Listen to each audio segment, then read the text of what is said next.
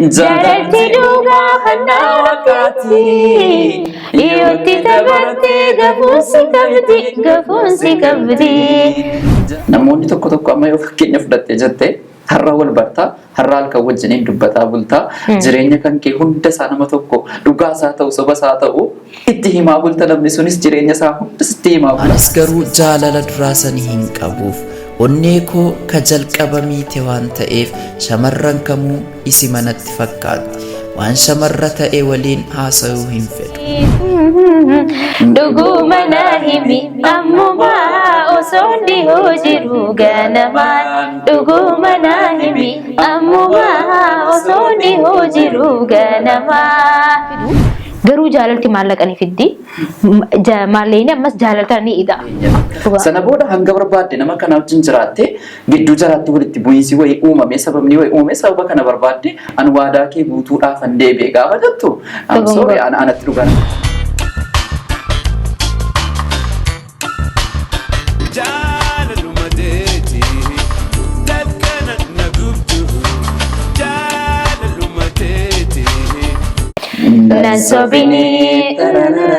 Nansobini softe sobaan namni dini hireeti yettiin taphatini Nansobini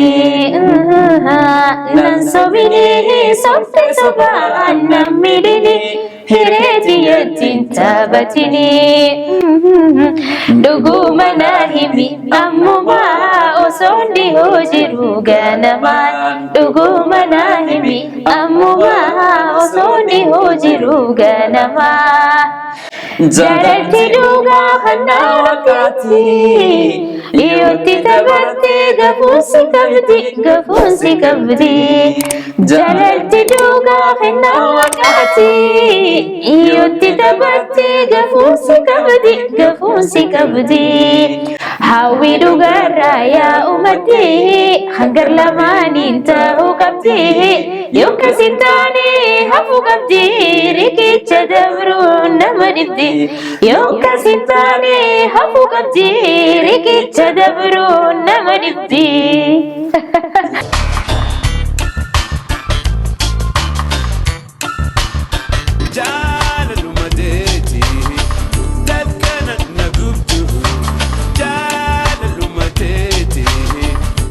Akkam jirtan daawwattoota keenya kan 4X Entertainment qophiin keenya gaa qophii qara jaalalaati. Qophii qara jaalalaati wajjin torbaan keessaa si'a takka kan isiniif qopheessinu an qopheessitu Asuu Mudassiri. Ani immoo isaa gisee nuti akkuma beekamu qara jaalala onni jaalala miidhamte kan itti wallannu fi jaalala faluu dhabde kan falatti barbaannu akkasumas ammoo xalayaa jaalala isin biraan nu bira dhaqqabe qiqindeessinee mimmiyeessinee falatti barbaanne. Isaan biraan an kana dhibe immoo ila amma qara jaalala numa daleena nama ila amma onnee jaalala Isaaqiin miidhamee seenaa kan koyoo dhibamellee kan keenya bira jira daawwattootatti baasuudhaaf dhuma kee eegeetan malee beekaa namni siif barreessu gara keetiin natti barreessa gara kootiin immoo akka hin jirre akkan isin biraan dhufne waan beekuuf akkana kanaan sitti magaalaan irraa qabu jira jechuudha.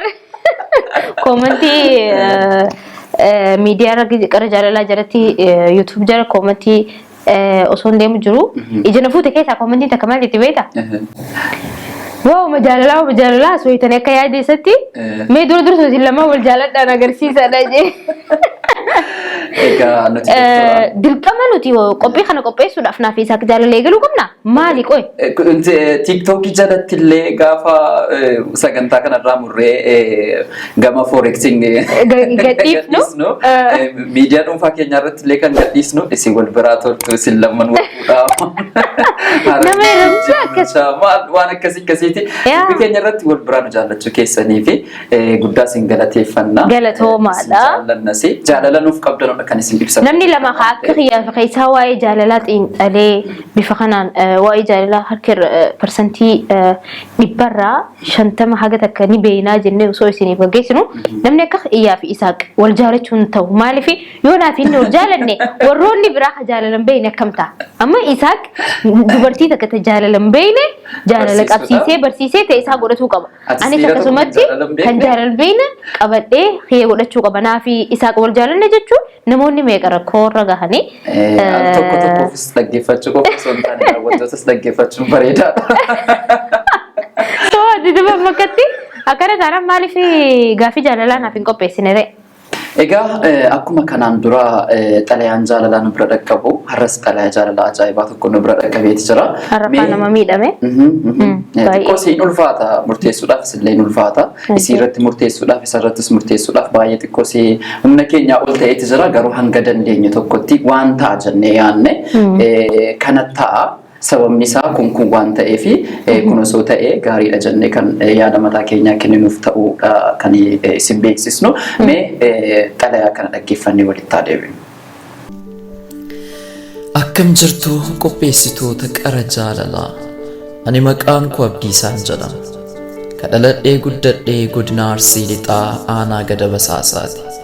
Seenaa jaalalaa koo isiniif qooduu barbaadeeti.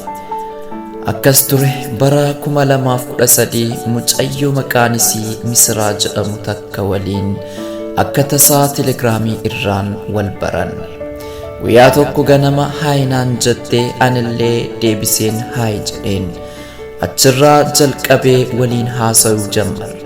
Osuma haasa'uutti jirruu ji'a 3 booda gaaffii jaalalaa dhiyeesseefi itti yaada naan jettee deebii koo naaf deebiste. Okay jedhee egaa ammas turtii ji'a 6 booda okay naan jettee jaalala koof deebii naaf deebiste. Waliin taanee bara jaalalaa keessa jiraachuu eegalle. Osuma waliin jirruu barri 2014 seene. Isiinis barumsa irra waan jirtuuf ammas jaalala damma caalaa mi'aawu xuuxxachaa itti deemne.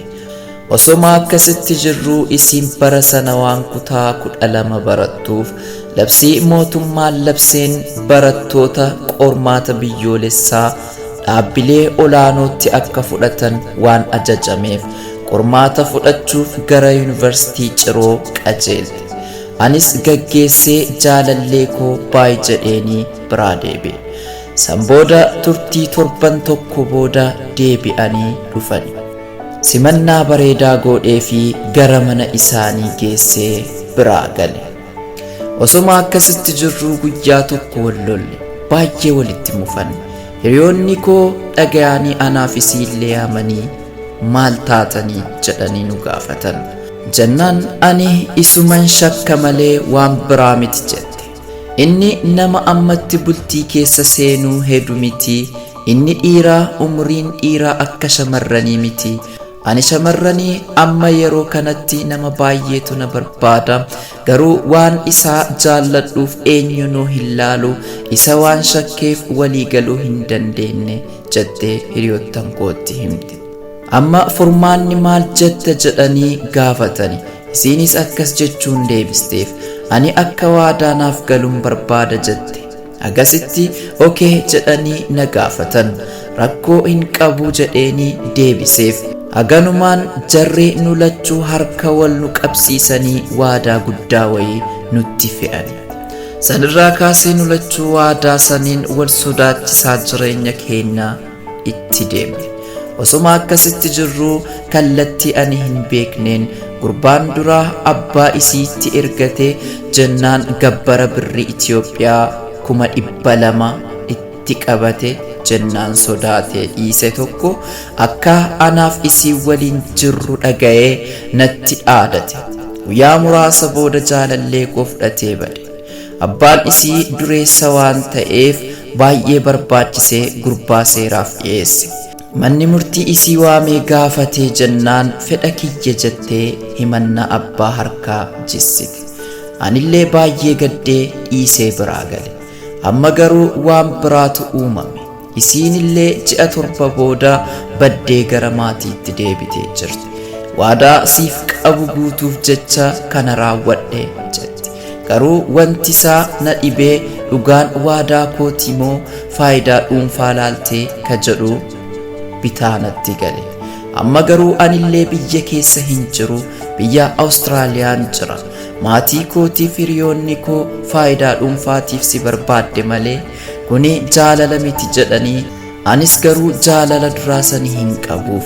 Onnee koo ka jalqaba miite waan ta'eef shamarran kamuu isi manatti fakkaatti. Waan shamarra ta'e waliin haasa'uu hin fedhu. Mee obboleeyyan koo maal na gorsitu? Seenaa kana kan isiniif ergee Abdiisaadha, biyya Awustiraaliyaa irraa. Kan barraa'eef Misraa yookaan maqaa aniif ati itti wal waamnu sani tiyyaa fi qaalii ni yaadatta. Nagaa wajjin. Egaa daawwattoota keenya seenaa obboleessa keenyaa dhaggeeffannee walitti deebinee jira.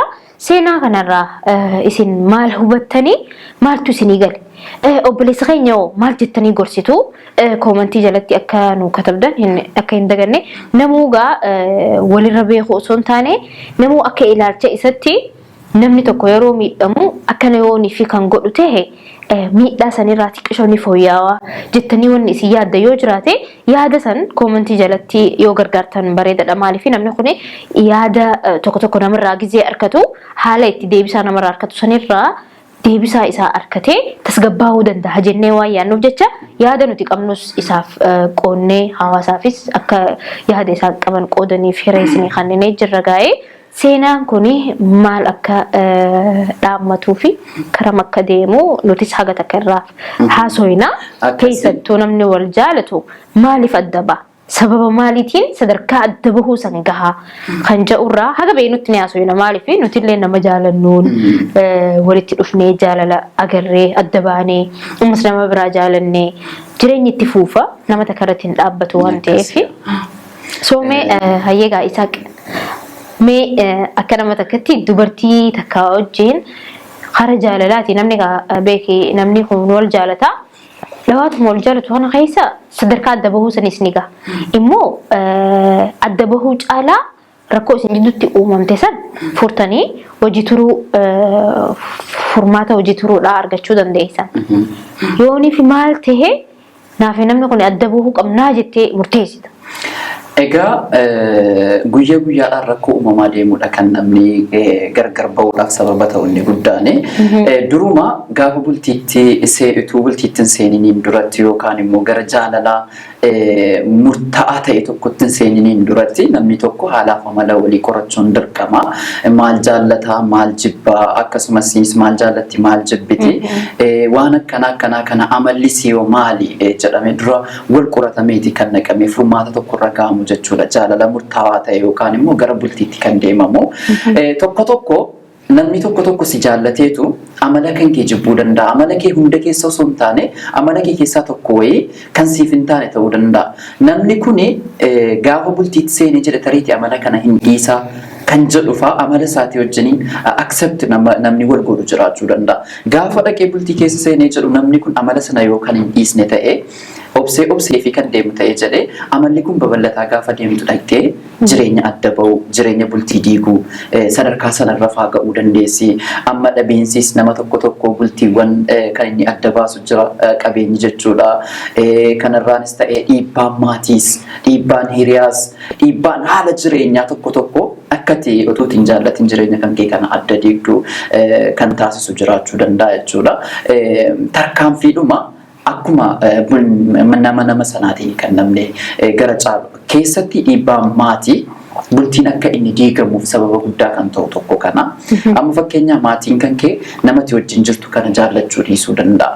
Yookaan maatiin isaa namatti wajjin jiraataa jirtu kana jaallachuu dhiisuu dandeessi. Yoo maatiin kan kee kun lamaan immoo waliin jaallanne ati jireenya kee kanatti gammadoo hin taatu. Ituma jaalala waliif qabdu jechuudha.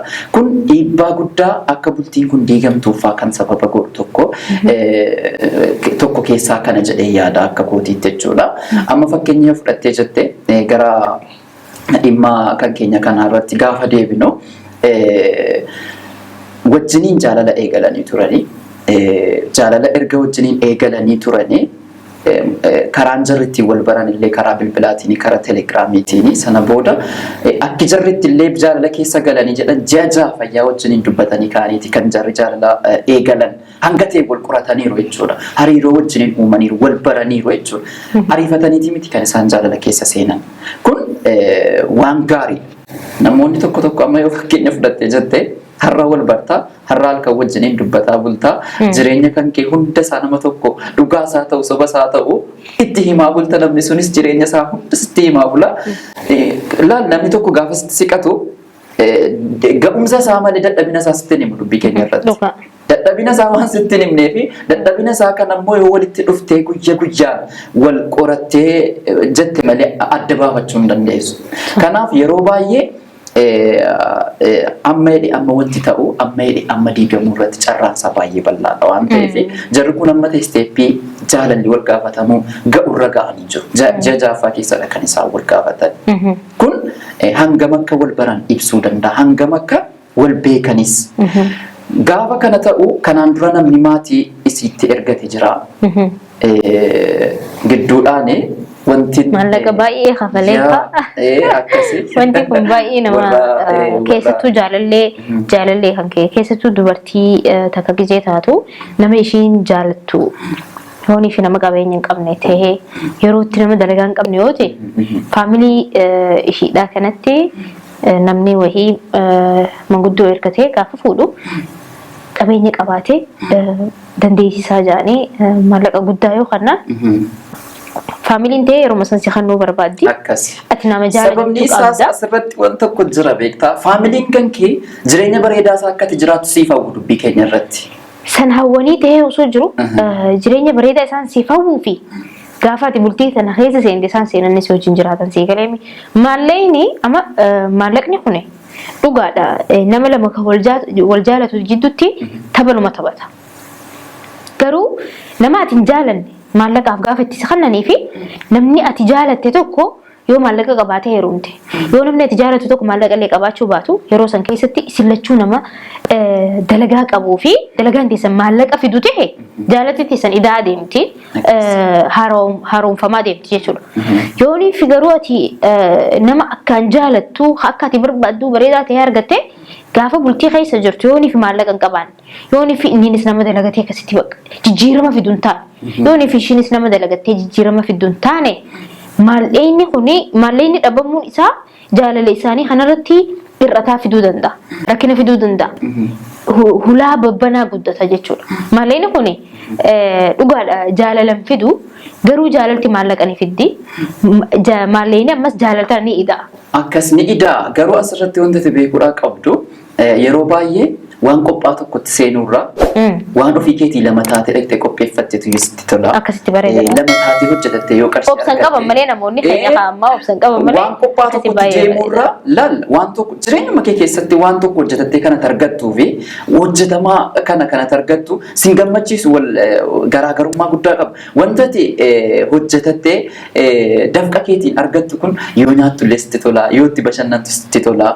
Wanta ati qophaa'aadhuma kana osoo ittiin taa'abiin dhuftee argattee jettu yeroodhuma wayitiif si gammachiisa malee gammachuun isaa kun achi sin butu. Jaalala keessatti namni wal jaallatu yookaan namni wajjin bultii jaarratu danda'ama taanaan walitti dhufee waan hojjetate tokko ilmaan isaa wajjin horuu danda'a. Jireenya kana keessatti waan wajjin argate waan ta'eef jaalala sanallee ida'uu dandeessi jechuudha. Gaafa waan tokko wajjin hojjettu wal dhaggeeffataa waliin mari'ataa wajjin hojjetta waan ta'eef. Hariiroo haadha manaaf abbaa manaa gaafa waliin hojjettu cimaa dhufa waan ta'eef kun waan tokko laal asirratti amma obboleessi kan keenya maal amaltuu jedhe isiin amma hanga barbaadde jiraattee nama kana wajjiniin jiraattee dhuftee an waadaa kan kee guutuudhaaf an dhufee jette waadaa durumaan cabsiteetti namni al tokko waadaa cabse immoo lammaffaa akkamitti waadaan cabsu jettee dhiifama gootee itti amantee wajjiniin jiraachuu dandeessa. Isayyuu immoo waadaan kun waadaa guddaadha isaa ta'u akka itti cabes immoo akka deebi'ee itti suphamu miti.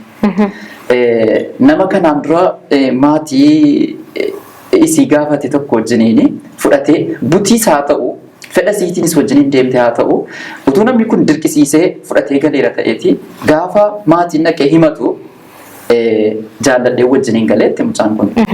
Akkamitti namni kun jaalladhee wajjin galeetti maatiin kan isaan kasasan kanayyuu kissii kan akka kufaa godhu kan goote isidha. Lakkeen hin feene dirqamaan isa duukaa galeetu jettee isa sin jaallatti maatiinis illee hanga ta'e wayii haqa wayii argachuu danda'u ta'a.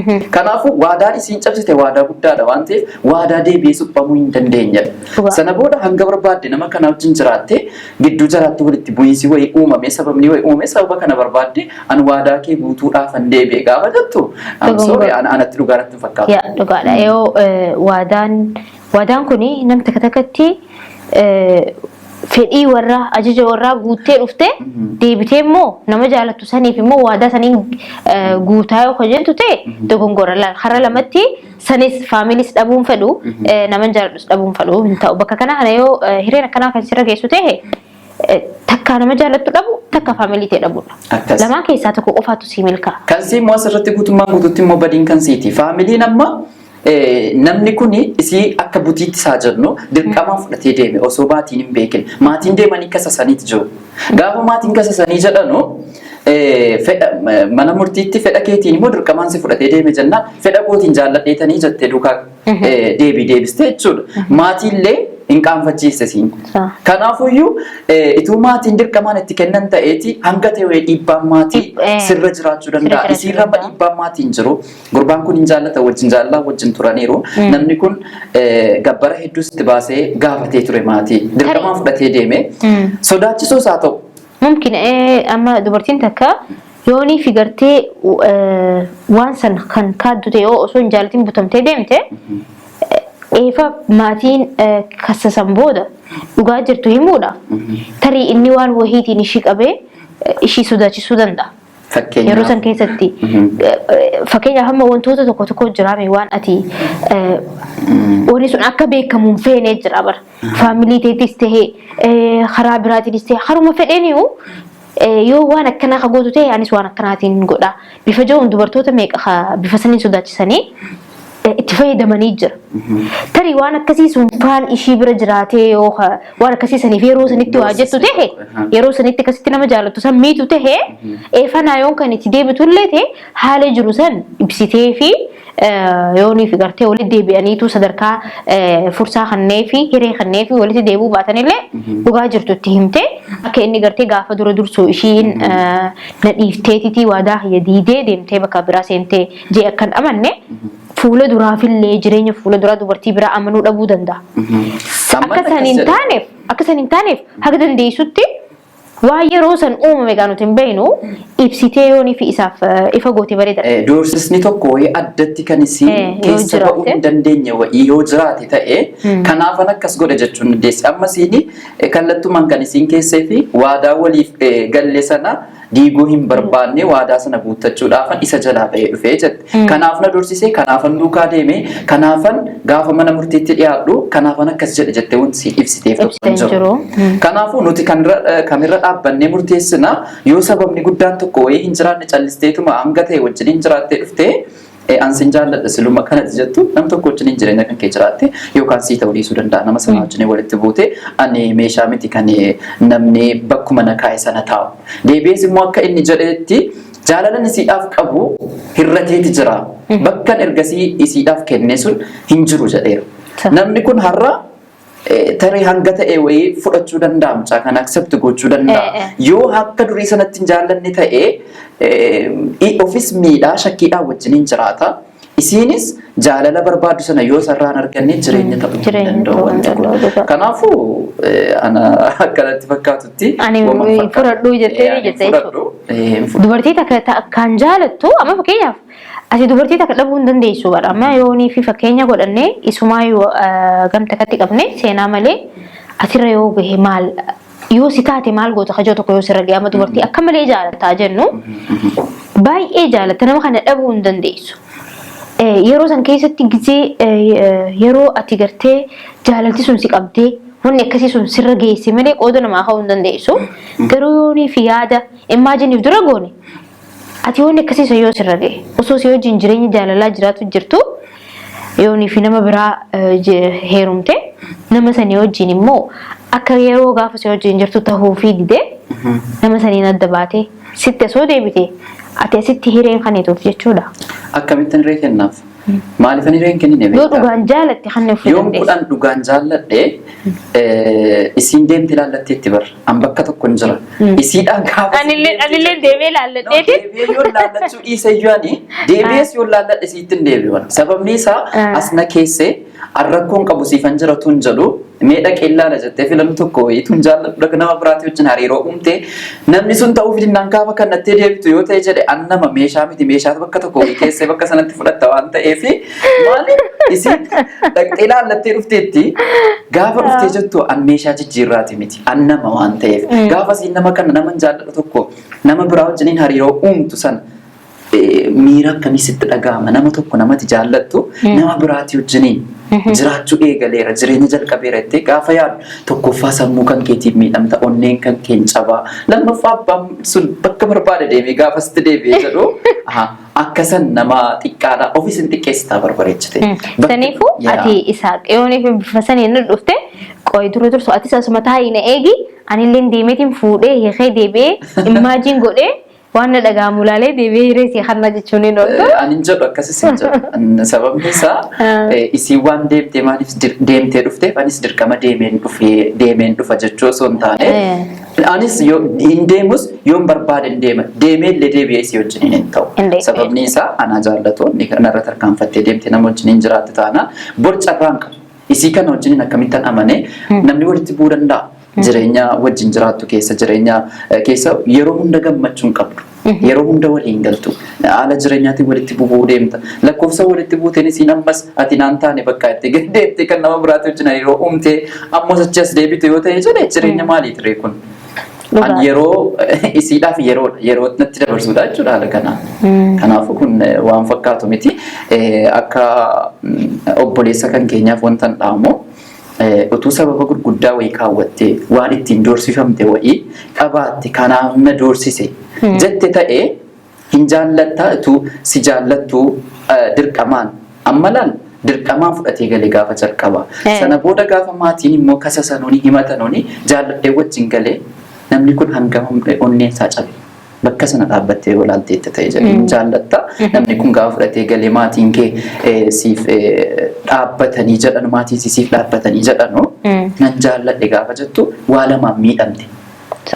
Kanaafuu sababa gurguddaa doorsisni gurguddaa wayyoo hin jiraatiniin alatti maatiidhaanis haa ta'u amma akka ammayyaatti wanti tokko jijjiraachuu danda'a haala uumamaa kana keessatti wanta akka viidiyoos haa ta'u wanti tokko waan isiin ittiin sodaachifamtu wayii wanti guddaa wayyoo hin jiraatiniin alatti sababa isiitti deebi'ee sababa gahaa tokko hin qabdu waan ta'eef isiin dhaqxee ta'uu fi dinnaan deebitee filannoo lammaffaatti fayyadamuudha jechuudha. Saniifuu waan dhugaa keetii akkuma ati jettee namni gartee si dhiisee deeme lammadoo si deebi'e ammallee sadaffaa si dhiisee deemuudhaaf hiree bal'oo qaba. Wanni ati amantee hiree lammaffaa kan ta'ee fi onnee ta'emeetuuf hin jiru. Garuu wanni duraan dursee beekuu qabnu yoo jiraate abbuma fedhe wajjinu jireenya jaalalaa kun maali beektaa? Osoo bultii keessa hin seenne bultiin duratti amalli qabdu kabiraati. Namoonni lama kan wal jaalatan dhiiraaf dhalaan yeroo wal jaalatan san keessatti osoo bultii keessa bultii jechuun amma gaafa wal jaalattu inninis mana biraa gala isheenillee mana biraa galti. Gaafa walitti dhufan amala walii amala mana keessatti orjinaala gaggeessitu gaafa jaalala rileeshippii keessa jirtutti beeksisuu dhabuu danda'a. Gaafa dhuftee mana takka keessa wajji galtu immoo hirriibaa haata nama kana agarta. Rafuuf deemtaa nama kana agarta. Sa'a 24 wajji jirta bultiidha. Jaarsa jaartii jechuun niqaa walii godhatanii mana takka keessa galanii taa'uu qofa gahaa miti. Namni jaarsa jaartii ta'uu fi shariika jireenya keetii ta'uu garagara baay'ee walitti illee hin dhufu tana dura dubbannee jirra maali akkamitti nama takka yoonii fi bakka maqaa jaartummaa takka maqaa jaarsummaa qabatee taa'uu barbaadde niqaa godhatee taa'uu dhuma dandeessa immoo namni jaarsa jaartiin kuni haala kamiin jaarsa jaartii jedhama shariika jireenya keetii ka jedhamu maali garaagarummaan shariika jireenya keetiitii fi jaarsa jaartiidha maali garaagarummaan isaanii jaarsa jaartii gisee taatu niqaa maqaa niqaa godhatee taa'uu jirta malee wanni inni ibsu hin jiru. Shariika jireenya kan keetii immoo yeroo ta'u haala waan sitti dhaga'amu garteemi waan jireenya kan keetii waanuma guutumaan guututtu jaarsa kan kee kana wajjin wal quba qabda. Amala kee beekaa waan ati jaalatu waan ati jibbitu beekaa waan si aarsuu fi waan si gammachiisu beekaa. Waan ati osoo dubbachuun barbaanne gartee akka inni sirraa beekuuf barbaadu jira. Waan dila san beeka. Jaarsi kan kee maal uffata yoo maal uffate irraa bareeda haala kamiin uffannee gabbaana yoo maal nyaate qaamni isaa nagaata yoo maal dhuge yoo haala kamiin ani mana keessa isaaf gartee kunuunsa godhe haala kamiin bultiin teenya tuni miidhagaa deemti. Tafsiira waa'ee jireenya keetii waan inni am fedhu guutuu jaarsi kee ni beeka waan inni fedhu ani jaartiin isaan hin beeka.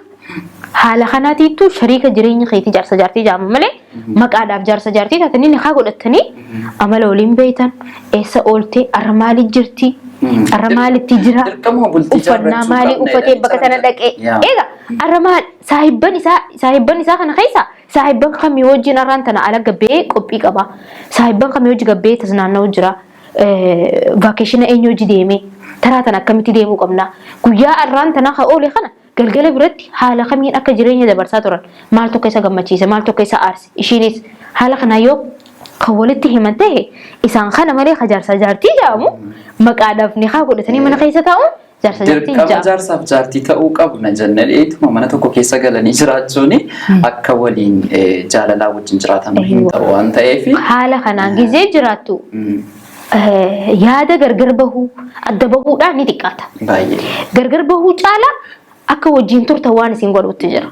Walitti bu'iinsi wayii yoo jiraate jedhee walitti dhuftaniitu waan ta'eef battalumatti yoo hiikkachuu dandeessu yoo bareechanii kan walitti irra caalatti akka malittuu wal lolanii wal dhibanii wal dhabanii yaada fidanii walii hanii gargar bahuu caalarra waan gartee isaan lama wajjin tursiisuu danda'uutu irra guddaadha jechuudha bakka tanatti si galee saniif bifa kanaan namni bultii amna dheeraa deeme ilmaan horatee ilmaan boodas gammachuudhaan qabeenya argatanii bifa ajaa'ibaatiin tibba bahuu danda'an.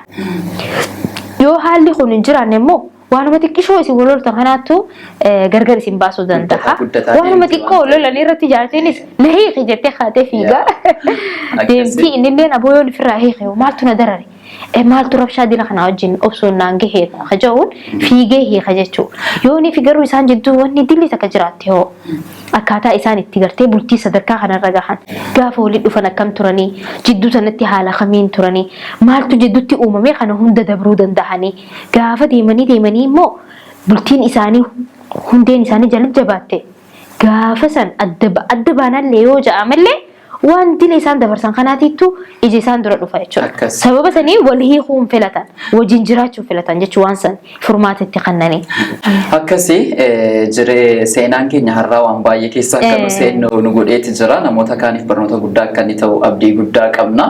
Akkuma mata duree irratti sirba sanaan jalqabne sirbichi Narsobinii isaa kan narsobinii akka ittiin gallee garuu carraa tokko wanti kennituu fi sababa guddaa tokko iyyoo siin qabattee ta'e jedhee deebii dhaggeeffadhu. Sababa kenni hin jiru.